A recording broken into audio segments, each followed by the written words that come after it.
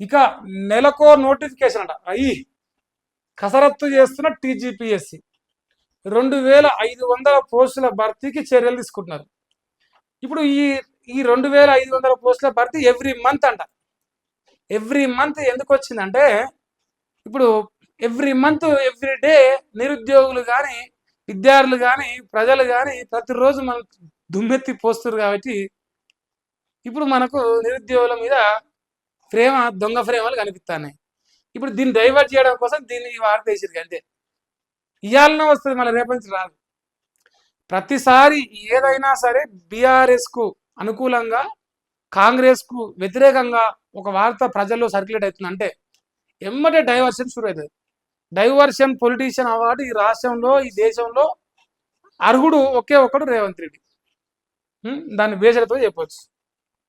ఇక PCB, town planning, agriculture, AE, deputy EO సహా పలు పోస్టుల భర్తీకి ఏర్పాట్లట. ఇప్పటికే ఓ నోటిఫికేషన్ రిలీజ్ అయిందంట. మిగతా పోస్టుల భర్తీకి ఆర్థిక శాఖ నుంచి క్లియరెన్స్ అంట. పరీక్షల క్లాస్ లేకుండా ప్రిపరేషన్కు తగిన సమయం ఇచ్చేలా షెడ్యూల్ అట. ఓటీఆర్ అప్డేట్ చేసుకుంటేనే దరఖాస్తుకు అవకాశం అంట. మరి మీరు చూసుకోరా.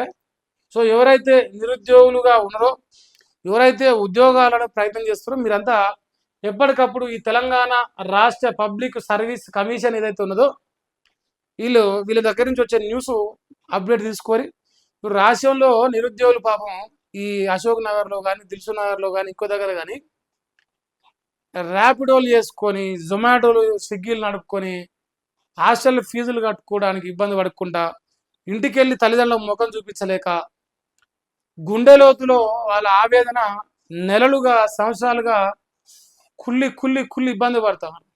సో మరి ఇప్పటికైనా ఈ వార్త నిజమా అనేది నాకు డౌట్. సో అంటారు పొద్దున్న ఊక ముందుకే ఎగిసి పడ్డట్టు పడకురి. నిజంగా ఇందులో నిజం ఉంటే చూద్దాం. ఎందుకంటే రేవంత్ అన్న చరిత్ర చూస్తే మడలు పొడుగుంటాయి, చేతలు పొచ్చుకుంటాయి. మడలు చాలా పొడుగుంటాయి, చేతలు కనపడవు. ఒకవేళ చేతలు కనిపిస్తే ఇగో ఇప్పుడు ఇక్కడ ఒక గ్యారెంటీ ఉన్నది. నిరుద్యోగులకు 1 సంవత్సరంలో 2 లక్షల ఉద్యోగాలు అని చెప్పేసి జాబ్ క్యాలెండర్ అని చెప్పారు. సంవత్సరానికి 2 లక్షల ఉద్యోగాలు, 1 సంవత్సరానికి 2 లక్షల లెక్క వచ్చినాయా? నేతి బీరకాయలో నెయ్యి లేదు, రేవంత్ రెడ్డి మాటలో నిజం లేదు. నమ్మినోడు గంగలు కలుగుతాడు. లాస్ట్కి కాళేశ్వరంలో రేవంత్ రెడ్డి ముందంటే మీరు మునగాలి, జర జాగ్రత్త. ఇదొకటి నేను మరి తెలియజేస్తా ఉన్నా మీకు. అయితే ఇంకా మీ ఇష్టం, నమ్మితే నమ్మిరు లేకపోతే లేదు. ఇక రేపటి నుంచి అంట స్కూల్లో కంట సమ్మర్ హాలిడేస్ అంట. మరి పోరగాళ్ళు ఊర్ల పూట చూడాలి. ఇక రేపటి నుంచి స్కూళ్ళకు హాలిడేస్ అట. జర ఎండలు కొడతానారా నాయన, వడదెబ్బకు తెచ్చగాల, జాగ్రత్తగా ఉంటుంది. స్కూళ్ళకు రేపటి నుంచి వేసవి సెలవులు ప్రారంభమవుతున్నాయి. శుక్రవారం నుంచి జూన్ 11 వరకు హాలిడేస్ కొనసాగుతాయి. తిరిగి జూన్ 12 బళ్ళు ప్రారంభమవుతాయి. ఈ విద్యా సంవత్సరం చివరి 10 దినం నేటితో మిగడంతో దాదాపు 50 రోజుల పాటు పిల్లలు సెలవులను ఎంజాయ్ చేయనున్నారు. మా అన్నయ్య కూడా సెలవులే. మా అన్నయ్య 24 గంటలు సెలవులు తీసుకుంటాను. పబ్లిక్ కోసం పని చేస్తున్నాను, డ్రామాలు చెప్తున్నాడు. ప్యాలెస్లో ఏమంటాను కదా 24 గంటలు.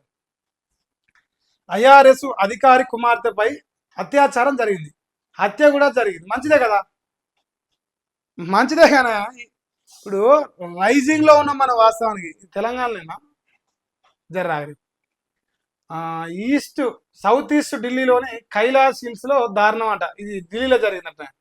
ఐఆర్ఎస్ అధికారి ఇంట్లోకి చొరబడిన దుండగులు ఆమె కుమార్తెపై అత్యాచారం చేసి హత్య చేసి గతంలో వాళ్ళ ఇంట్లో పనిచేసిన 19 ఏళ్ల రాహుల్ మీనా అనే యువకుడికి పోలీసులు నిందితుడిగా అనుమానిస్తున్నారట.